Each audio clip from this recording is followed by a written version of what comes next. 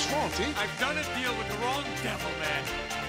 I'm the only man in the history of this town with the hottest gay and straight clubs at the same time, and I'm about to lose everything. Microsoft paid a reported $50 million for exclusive downloadable content to Grand Theft Auto 4. After Lost and Damned was released, it was apparent that Rockstar's brand of DLC was unlike any released yet, and could be more closely equated to a retail release than a map pack.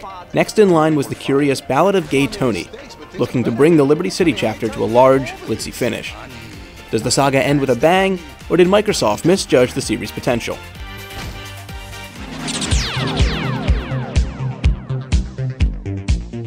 Despite being the title character, Anthony Gay Tony Prince isn't actually the protagonist of the Ballad of Gay Tony. Instead, his very straight business partner, Luis Lopez, fills that role. While still a stone-cold killer like Nico and Johnny, Luis is different in that he actually is happy with the life he's managed to make for himself. He works for Tony, who owns some of the biggest clubs in the entire city, and makes enough money to live comfortably while kicking back some money to his parents. This life might all be coming to an end thanks to Tony's penchant for drugs and bad decision-making. He's dug himself into a number of holes he can't climb out of, leaving it to Luis to make sure the Tony Prince empire doesn't crumble, something made increasingly difficult as the game goes on. I'm not on drugs. In typical Rockstar fashion, the story plays out with cutting social commentary, including references to the current US economic crisis, enjoy looking for a job in this economic climate, motherfucker! Yeah! Yo, what the fuck, eh? the overabundance of celebrity sex tapes, and even Twitter, all with non-stop musings on the fault of American society. Tony's father-like relationship with Luis is sincere.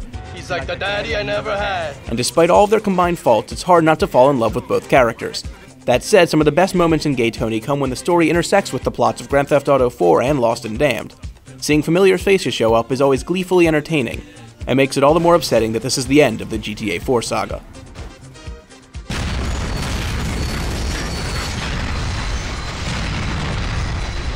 Not much has changed since GTA 4 was released, but a good deal of new weapons, like the sticky bomb and explosive shotgun rounds, have been added to the Ballad of Gay Tony to make it feel a little different. Additional vehicles mostly come in new helicopters, which add much-needed firepower to Lewis's arsenal. When compared to Lost and Damned, which almost felt like a different game within the GTA universe, there's definitely more familiarity this time. That's not to say it doesn't feel different at all. On the contrary, it's more like GTA 4 blown up larger than life. In order to make sure none of the mob bosses Tony owes favors to put a bullet in his head, Luis needs to accommodate the people who run the city. Since most of them already have all the money they need, it's more about collecting things they can't easily buy, or taking out anyone who isn't willing to sell things.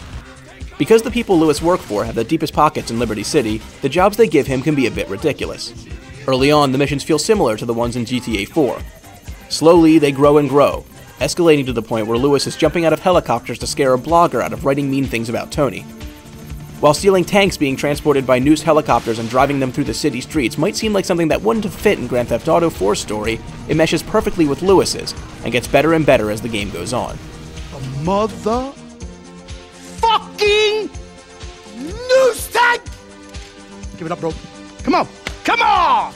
In addition, base jumping and drug war events have been added, as well as the ability to manage Tony's clubs. Sadly, the management isn't actually all that interesting, and while it serves its purpose of giving more to do in between story segments, it feels like it could have been expanded beyond suggestively spraying strangers with champagne and busting moves on the dance floor. As well as keeping the mid-mission checkpoints Lost and Damned added, the inclusion of mission scores add a good deal of replayability, giving a reason to repeat jobs after completion, which is another new feature in the series. Some issues from previous episodes remain, like the mediocre cover mechanics and sometimes sloppy weapon lock-on, but it's obvious Rockstar has managed to clean up the GTA engine as much as possible, and Gay Tony is likely the most structurally sound episode in the series. Whatever you say, Daddy.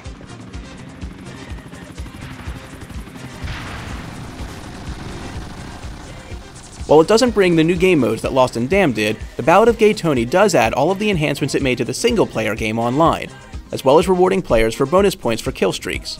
The new weapons and vehicles are added to the same deathmatch and racing modes that were already available, meaning more diversity to an already entertaining offering. As usual, most of the fun is in running around with friends in free mode, something that is absolutely enhanced with parachutes and sticky bombs. It's obvious that multiplayer wasn't a focus in this chapter, but if you're playing Gay Tony, it means you already either have Grand Theft Auto 4 or you bought the episodes from Liberty City pack, meaning there's already a good deal of multiplayer fun to be had.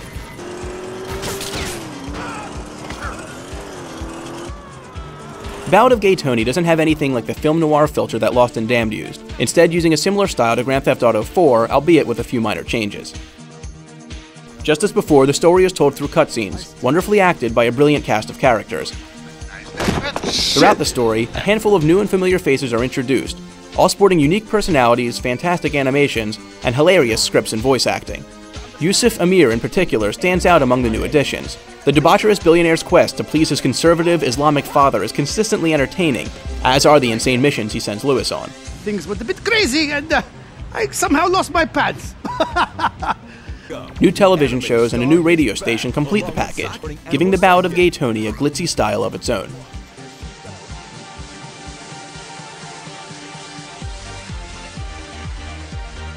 Many have called the Ballad of Gay Tony GTA 4's San Andreas, and that's not too far off. It's a glamorous, gigantic finale to a wonderful trilogy, taking everything Rockstar learned with the previous two games and blowing them up. The 10-hour story should keep anyone who enjoyed the previous entries entertained throughout, and the multiplayer enhancements and mission replay mode should give the game some legs. It's sad to see the tale come to a close, but it's a fitting conclusion that ties up some loose ends from previous chapters. Now, all there is left to do is sit around and wait for Grand Theft Auto 5, and pray that Yusuf is the main character. Thanks for watching, and be sure to check out the full text review on Gamervision.com.